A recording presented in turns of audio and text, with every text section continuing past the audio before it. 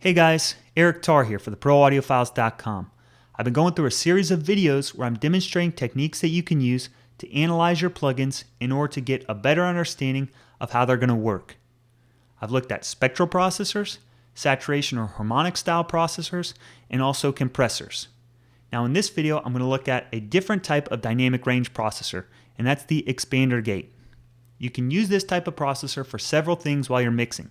Some people like to use it to remove background noise or low-level noise in their signal. Other people will use it to do something that I'll call envelope shaping, to change the attack, decay, sustain, and release of the notes that are actually part of the signal. To go along with this then, I'm also going to demonstrate a transient designer style processor that you can use for more overall envelope shaping. Let me take you through my basic setup in my session then. I've got a couple test signals that I'll be working with. I've designed them specifically that they'll be convenient for analyzing these types of processors. So here I've got a 1 kilohertz tone where I'm changing the amplitude. For 1 second, it has a constant amplitude at one level, and then for another second, it has a lower amplitude. Now what I can do is set the threshold on my dynamic range processor so that part of the signal is above the threshold, and then another part of the signal is below the threshold. Then I can see how the processor is going to respond when the signal changes amplitude.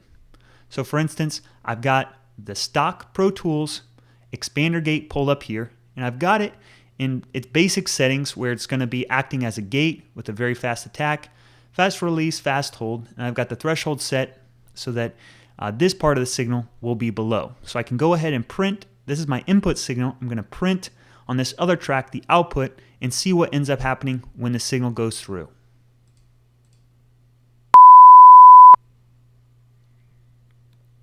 So as you might expect, the expander gate's going to kick in and change the amplitude of this part of the signal over here so that it's turned down as much as, by a ratio of 100 to 1. So this is a very fast gate that kicks in right away based on the attack and release settings. So let's go ahead and look then if I start to manipulate some of these things. So instead of have a really fast release, why don't I elongate this to a few milliseconds. So now I have, instead of an immediate sharp tail that cuts the signal off, this one is a little bit elongated. It has a little bit more of a smooth curve here. This can be more dramatic as I change the release time.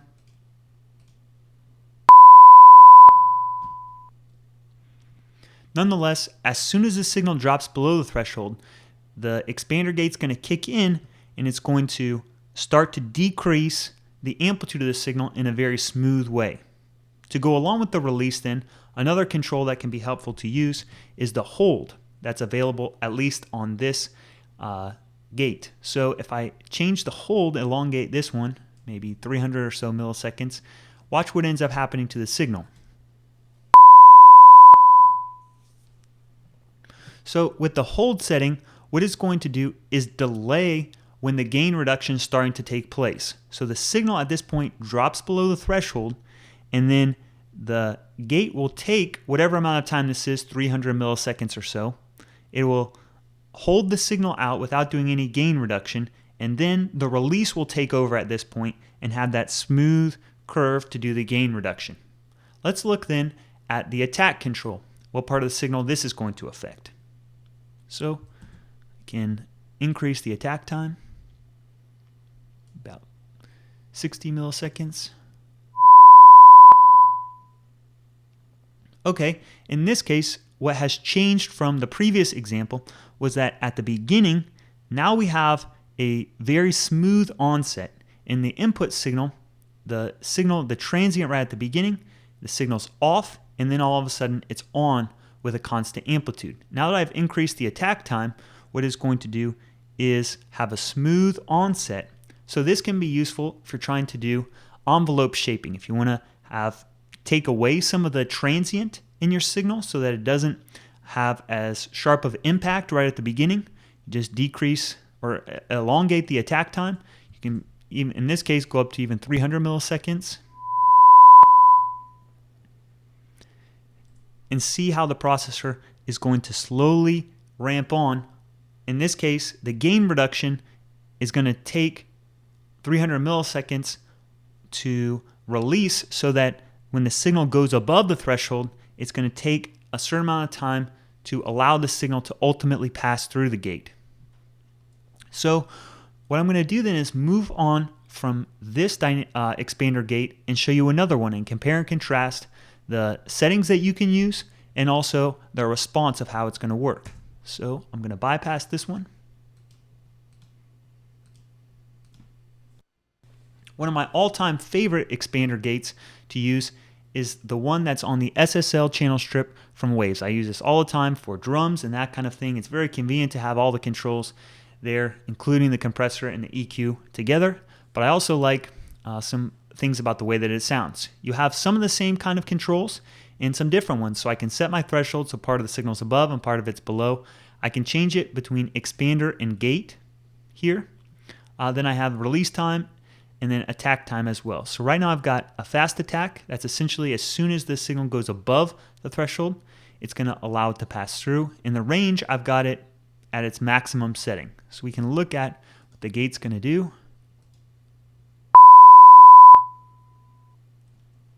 All right, so this is with this particular release setting. I can elongate that one.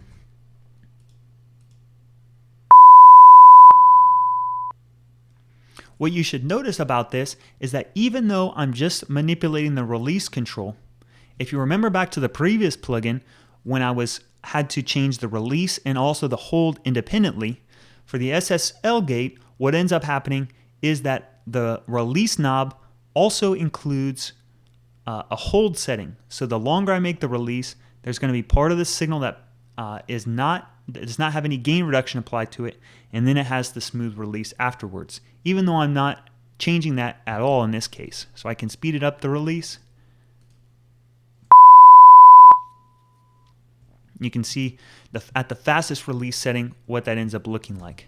Instead of using the gate now, I'll switch over to the expander. So the main thing here is there's still going to be part of the signal that ends up passing through. So depending on my range that I end up setting in the threshold, my release is going to allow part of the signal to still pass through, and this is the original amplitude without any gain reduction. So let's look at the different settings here. See what the release is going to do.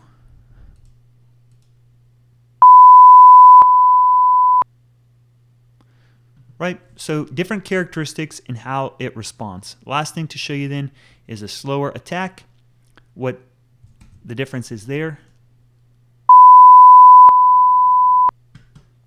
So even if this is the slower attack, I can zoom in here at the beginning, just a few cycles in this signal that get the amplitude is held over, the gain reduction is held over when the signal goes above the threshold. So even though this processor has limited controls compared to the expander gate, the stock one, it's very usable because it comes as part of the whole channel strip, and it does some cool things here.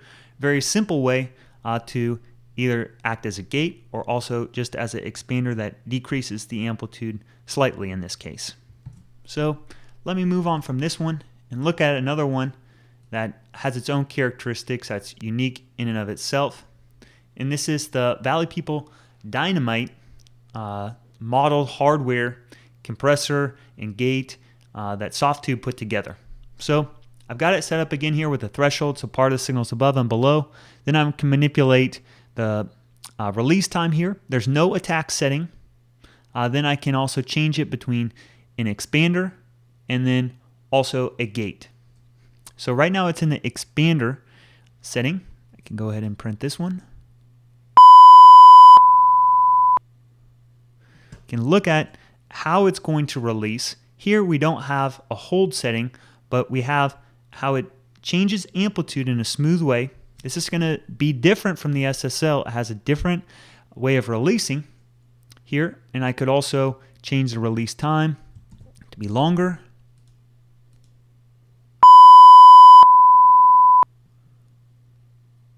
To go along with that, I can also speed it up. So this is a much longer release.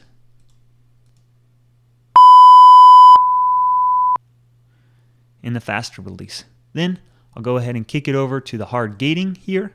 The ratio it says of 1 to 20. All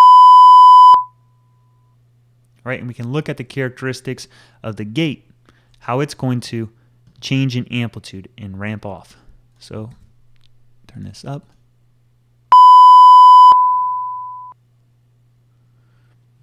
Right, very different kinds of curves from being concave to convex. All those things are going to change the way that the signal sounds, or it will be perceived, whether this is drums or bass or whatever you're trying to use it for.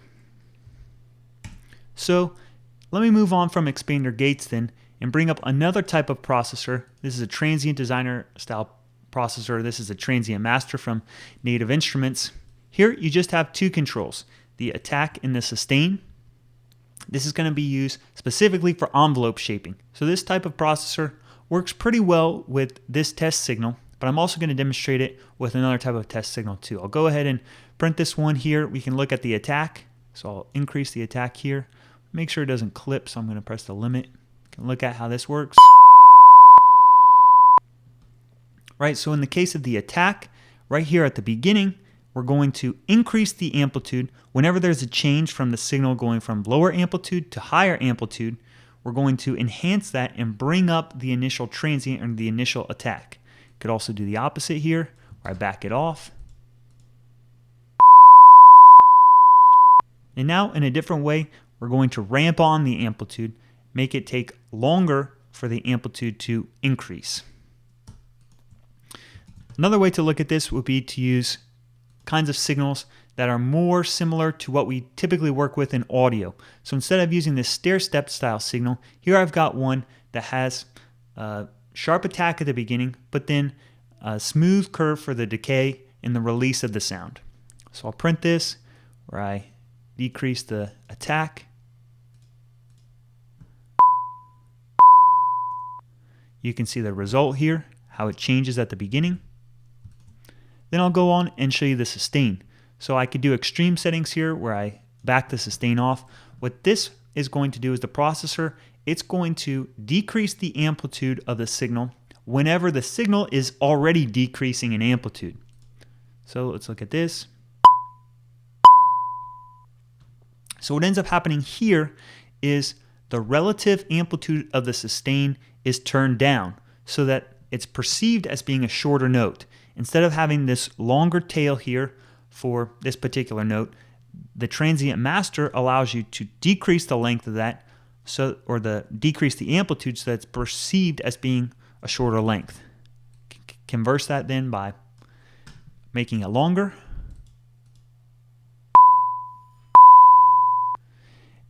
And look at the result. Now when the signal starts to decrease in amplitude, the Transient Master is going to kick in and actually then increase the sustain. The last thing I want to demonstrate then was brought to me. The idea came from one of the viewers here on the Pro Audio Files. This guy's name is Ben Mallet. I hope I'm saying his correct, Mallet. I hope I'm saying your name correctly. But he suggested checking out the H comp from Waves, and there's always been this knob on here that I was confused about what exactly it's going to do. It's the punch knob. In theory, it's supposed to add some extra excitement to or enhance the transient of a signal when it's going to be compressed. So I've got basic compressor settings already set up. What I'm going to do then primarily is manipulate the punch. So let's go ahead and print a signal with the punch turned off. So you can see how the compressor is going to act.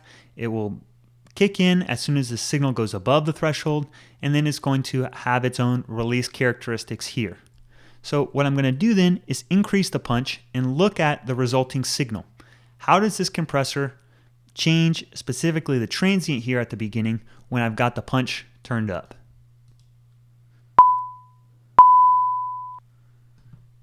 So you can see that when the punch knob is turned up, what it's going to be doing is enhancing that transient by essentially elongating the time it takes for the compressor really to kick in and take over. So if I can go back and forth between these, right, you can see the differences when I've got the punch on versus turned off. So if this is the drum hit or something like that, it's going to mean that the amplitude right at the beginning is larger. So thanks to Ben Mellett for coming up with this idea and this suggestion. I think it helps illustrate just a unique feature about the H-comp that doesn't really show up in other types of processors. Nonetheless, I hope this video demonstrates some things not only about how expander gates work, but how you can shape the overall envelope of a signal, whether you're using an expander gate or whether you're using transient master style plugins. So make sure to post some comments below if you've got questions or other ideas for unique ways to use these types of test signals to understand how your processors work. And I'll try and do my best to get back to them. Until next time, take care, guys.